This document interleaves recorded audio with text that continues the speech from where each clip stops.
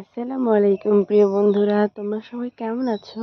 আলহামদুলিল্লাহ, আমি অনেক বেশি ভালো আছি। ঈদের আগে গত 2 দিন আগে শুক্রবার বাচ্চারা দাবি করেছিল গরুর মাংস দিয়ে তেহারি খাবে। তো বাচ্চারা যদি কোনো কিছু দাবি করে আমরা কিন্তু সেটা ফেলতে পারি না। আমি তোমাদের একটা ভিডিওতে দেখিয়েছিলাম 2 কিলো মাংস নিয়েছিলাম আমি, গরুর মাংস।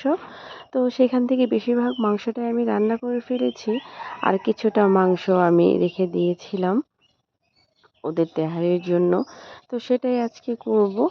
আর তেহারির জন্য দেখতেই পেলে মশলাগুলো আমি আগেই রেডি করে নিয়েছি।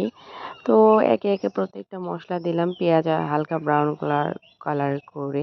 তারপরে আদা রসুন বাটা, লবণ, আমি একটু শুকনো মরিচের গুঁড়ো দিই, তাতে একটু স্পাইসি হয়। আর এই যে সেদিনই আমি যেদিন মাংস এনেছিলাম সেদিনই কিন্তু আমি ছোট ছোট করে কেটে রেখেছিলাম, দিয়ে দিলাম একটু এই পর্যায়ে চিনি।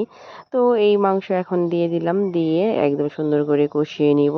আসলে রান্না করা একটা আর্ট, যে যার মতো করে সুন্দর যত্ন করে রান্না করলেই কিন্তু সেই রান্নাটা অনেক বেশি মজা হয়ে যায় বন্ধুরা।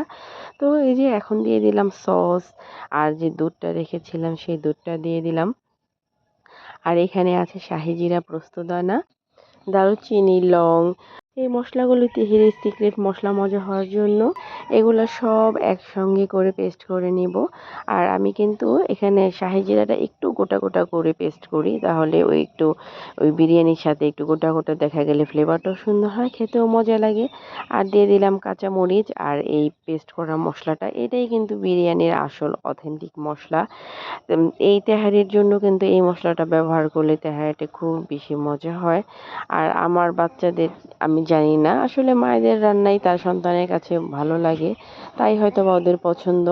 তো আমি এই যে পোলার চালটা বসিয়ে দিলাম, পোলাও বসিয়ে দিলাম বিরিয়ানিতে বা তেহারির সাথে মিক্স করার জন্য। তো আমি কিন্তু সবসময় ঘিটা ব্যবহার করি, বিরিয়ানি, তেহারি, পোলাও যাই রান্না করি না কেন ঘিটা কিন্তু খুব বেশি দরকার। তারপর দিয়ে দিলাম আদা রসুন বাটা। চালগুলোকে সবসময় 20 মিনিট আগে ধুয়ে রাখি, তাহলে এত বেশি স্মুথ হয় যেটা বলার মতো না।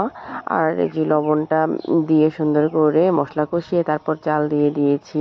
আসলে পুরো ভিডিওটা করতেও একটু সময়ের প্রয়োজন হয়, যেহেতু আমরা ব্যস্ত গৃহিণী। তারপরে যখন পোলাওটা আধা হওয়া হয়েছে তখন আমি মাংস দিয়ে দিয়েছিলাম। আলহামদুলিল্লাহ, এত বেশি পারফেক্ট হয়েছে যেটা বলার মতো না। আমি যে যে মশলাগুলো ব্যবহার করেছি তোমরা কিন্তু বন্ধুরা সেই মশলাগুলো ব্যবহার করতে পারো। সবাই বলবা অবশ্যই কেমন হয়েছে। আজ আর নয়, আল্লাহ হাফেজ।